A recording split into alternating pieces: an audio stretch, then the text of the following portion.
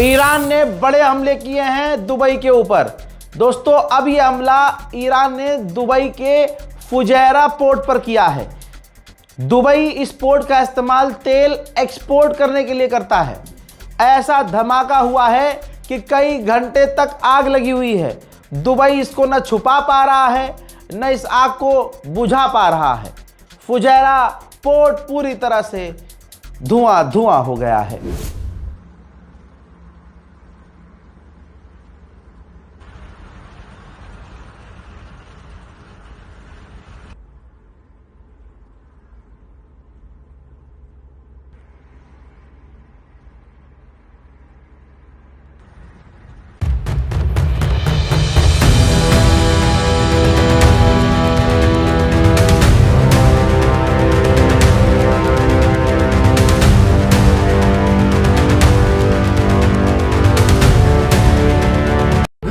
Song for this situation.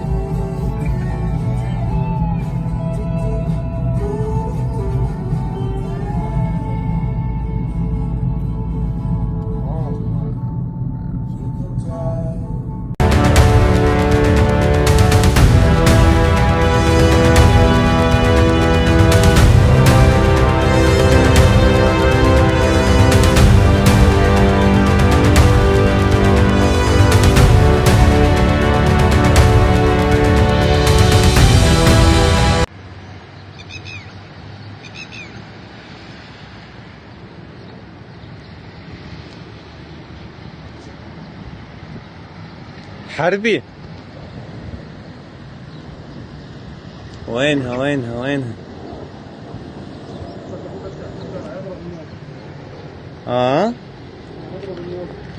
غالبا ايه। अब इस खौफनाक हमले के बाद फुजैरा पोर्ट क्या ही करता। फुजैरा पोर्ट ने पूरी तरह से अपना कामकाज बंद कर दिया है दुबई में। अब आइए सैटेलाइट इमेज दिखाता हूं। ये वही फुजैरा पोर्ट है और फुजैरा पोर्ट में डैमेज जो हुआ है बिल्कुल सटीक निशाने पर मिसाइलें जाकर लगी हैं। जी हाँ, जो उसका पोर्ट था, ऑयल टैंकर था, ऑयल रिजर्व था, बिल्कुल सटीक निशाने पर ईरान की मिसाइलें लगी हैं। फुजैरा पोर्ट पूरी तरह से बेकार हो गया है। उधर मेरे दोस्तों, इजराइल का पानी निकाल दिया ईरान ने। भैया, एक बार फिर से ईरान ने अपनी मल्टीपल वॉरहेड वाली मिसाइल दाग दी, जिसे आप क्लस्टर मिसाइल भी कह सकते हैं। जब मिसाइल दागी है तो इजराइल के डिफेंस सिस्टम ने पूरी कोशिश की रोकने की, ठाए, लेकिन भाई साहब इस बार तो पूरा डिफेंस फेल हो गया। इजराइल के कई इलाकों पर जाकर ईरान की मिसाइलों ने तबाही मचाई है। إيمالي افزن يواي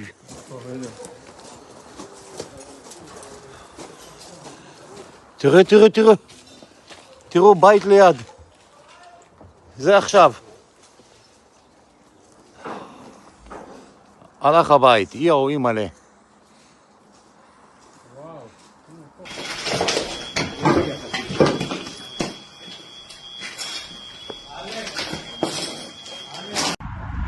יואו, נפל פה לידי.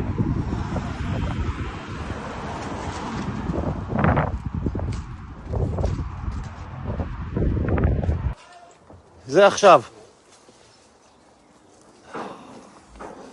הלך הבית, יאו אימא'לה.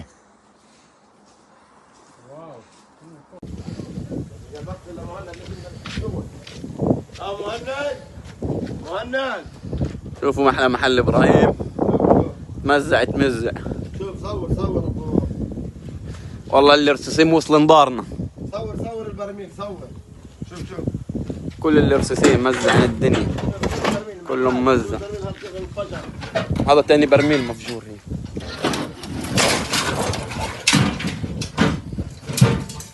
والله يمكن جوا تلاقي الشقف. ايوه والله يمكن هذول. لا يا زلمه، هذول شويه تبعت الدود لسه بدخن الدود. تعرف الدوديم هن سفقوا لي هواي، هن سفقوا كله، سفقوا لي رسيسيم وسفقوا لي هواي الدوديم. وينها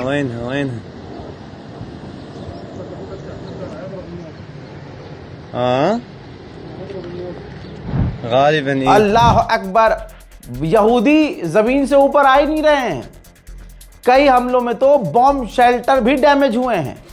अब तक ईरान के हमलों में 3,500 यहूदी घायल हुए हैं और लगातार जो इनका बिल्डिंगों और इमारतों का नुकसान हो रहा है वो हो रहा है। हजरात, खुद अल जजीरा कह रहा है कि पूरी तरह से सेंसरशिप लगाई हुई है इजराइल ने। जो वहाँ हमले हो रहे हैं, वहाँ जो मिसाइलें गिर रही हैं और जो ज़्यादा तबाही मचा रही हैं, उन ख़तरनाक तस्वीरों को जारी नहीं होने दे रहा है और पत्रकारों को वहाँ जाने नहीं दे रहा है। बस जहाँ छोटे मोटे हल्के फुल्के सिविलियन एरिया में मिसाइलें गिर रही हैं, वहाँ थोड़ी बहुत सफाई करके ख़तरनाक चीज़ों को हटा के वहाँ से वो वीडियो और फोटो बस वही की जाने दे रहा है। क्योंकि दोस्तों, ईरान की मिसाइलें इजराइल के अंदर बड़ी तबाही मचा रही हैं, जिसे इजराइल छुपा रहा है। हजरात, इजराइल की महिला विंग कमांडर ने धमकी दी है रशिया को।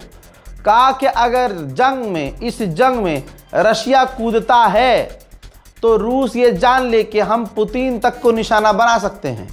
जी हाँ, ये बात कही गई है इजराइल के द्वारा कि इस जंग में ईरान का साथ ना दे और जंग में हमारे खिलाफ ना उतरे, वरना हम रशिया को निशाना बना सकते हैं। ईरान ने ऑफिशियली कहा है कि हमें अमेरिका पर कभी भरोसा नहीं था। वो तो हम फिर भी बात कर रहे थे कि क्या पता, जब ये बात करना चाह ही रहे हैं तो हो सकता है इस बार बात हो जाए और बातचीत से कोई सॉल्यूशन निकल जाए। लेकिन ये बात हमें पहले से पता थी कि अमेरिका बातचीत के काबिल नहीं है। मेरे दोस्तों, उधर ईरान के जो चीफ ऑफ जस्टिस हैं, उन्होंने साफ कहा है कि जो भी एक्टर्स अमेरिका और इजराइल के हमलों को, बच्चों के नरसंहार को सपोर्ट कर रहे हैं, उनकी प्रॉपर्टीज़ को ईरान में जब्त कर लिया जाएगा।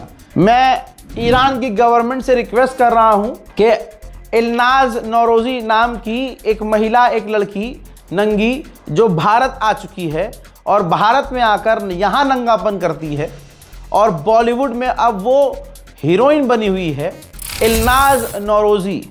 जी हाँ, ये आए दिन आपके खिलाफ बयान डाल रही है और जो दूसरे लोग हैं उनको प्रमोट कर रही है।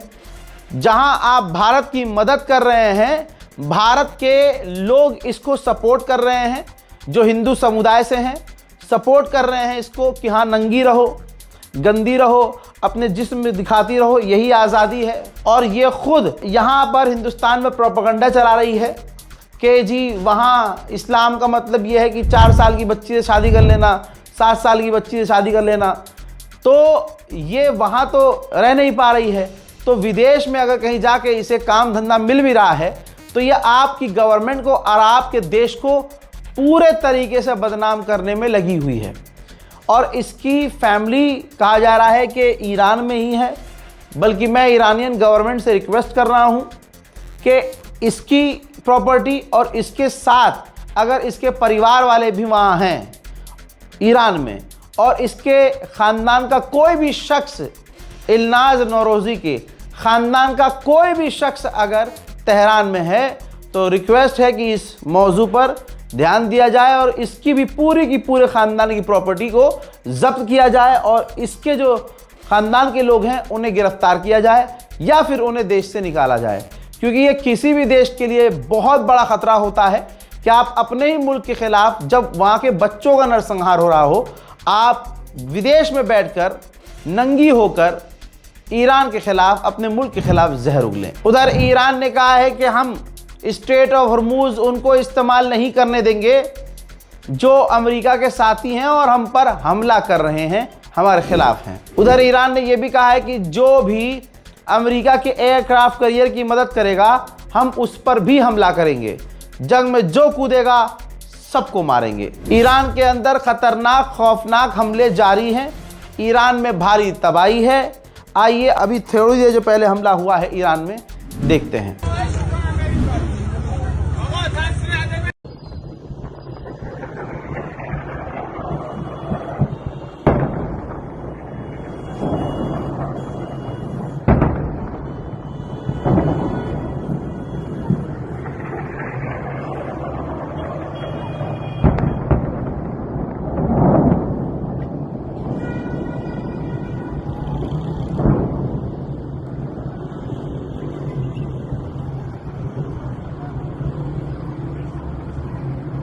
वहीं मेरे दोस्तों ईरान के लिए जो भारत के वहाँ लोग रहते हैं स्टूडेंट्स, उनके लिए हमारे गवर्नमेंट ने नोटिस जारी किया है, एडवाइजरी जारी की है और भारतीय लोगों से कहा है जो ईरान में फंसे हुए हैं कि ज़मीनी रास्ते से बॉर्डर पार करने की कोशिश भी मत करना। अगर आपने ऐसा किया तो इंडियन गवर्नमेंट आपकी कोई मदद नहीं कर पाएगी और आपको बहुत ज़्यादा परेशानी का सामना करना पड़ेगा। आप ईरान में रहिए, सेफ जगह रहिए, अंदर रहिए, छिप कर रहिए, सेफ जोन तलाश कीजिए और इंडियन एम्बेसी से टच में रहिए। तो दोस्तों ध्यान दीजिएगा, जो हमारी गवर्नमेंट कह रही है उस पर पक्की नज़र बना के रखिएगा और जो गवर्नमेंट कह रही है वही आपको मानना होगा। हजरात, इधर भारत की तस्वीर बहुत ख़राब है उत्तम नगर वाले मामले में, जिसमें तरुण ने एक महिला को छेड़ा, गंदी जगह हाथ लगाया। ऐसा अब महिला जो दूसरा पक्ष है, मुस्लिम पक्ष, उसने बताया और ख़ुद तरुण और पूरा इसका परिवार नशे में था शराब के। होली पर शराब तो आम होती है, ये कोई नई बात नहीं है। बहरहाल जो लड़ाई थी वो ख़त्म हो गई थी, जो भी चीज़ें हैं आपको पता है। लेकिन अब सामने आई भी है ऐसी तस्वीरें और वीडियो जिसमें तरुण दूसरों को पीट रहा है और तरुण ने ही पहला हमला किया था, लेकिन जब जवाब आया तो तरुण को छोड़कर उसके साथी जिम वाले भाग गए और तरुण जो है, जो उसके साथ होना था। और उसके बाद तरुण की मां के जो बयानात आए हैं उससे ये साबित हो रहा है कि जब बीज ही में इतना जहर है तो फिर भाई ऊपर पेड़ में क्या जहर होगा। वहीं वहाँ के लोकल हिंदुओं ने साफ खोल दी है बात कि यहाँ हिंदू मुस्लिम मसला था ही नहीं। यहाँ तो ये जो परिवार था तरुण का, ये म्यूज़िक चला रहा था और आए दिन कभी किसी से लड़ता था, कभी किसी से लड़ता था।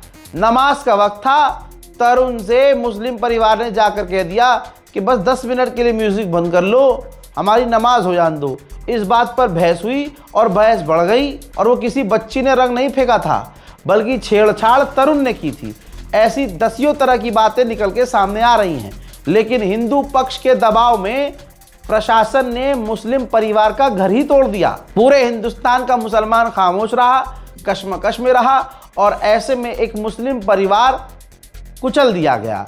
अब वहाँ पर दिल्ली में, राजधानी दिल्ली में, उत्तम नगर में हिंदू समुदाय खुल्लम खुल्ला मुसलमानों के नरसंहार की बात कर रहे हैं और कोई भी मीडिया कवर नहीं कर रहा है। साथ ही उत्तम नगर पुलिस इस पर खामोश है और एक से एक खतरनाक बयान आ रहे हैं हिंदू समुदाय के। कह रहे हैं कि हम ईद पर होली मनाएंगे, मुल्लों को काट के खाएंगे, मुसलमानों को काट डालेंगे और घर में घुसकर मारेंगे। इन तमाम हेट स्पीच पर उत्तम नगर पुलिस खामोश है। दिल्ली पुलिस, ऐसा लग रहा है कि दिल्ली पुलिस को ऊपर से फ़ोन आया है कि इनको जो करना है कर लेने दो, जिसके बाद उत्तम नगर में जो रहने वाले मुसलमान हैं उनकी जान खतरे में जा चुकी है।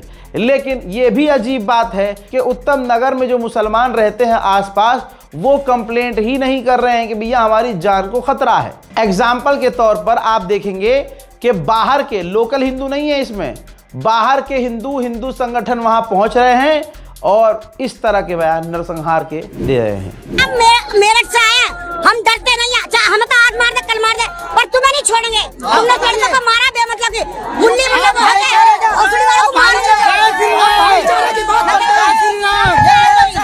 मैं तो ये चाहती हूँ, इनका जस्टिस का बच्चा मारा ना, साले को नबी ऐसे काटो, इनकी लुगाई को काटो।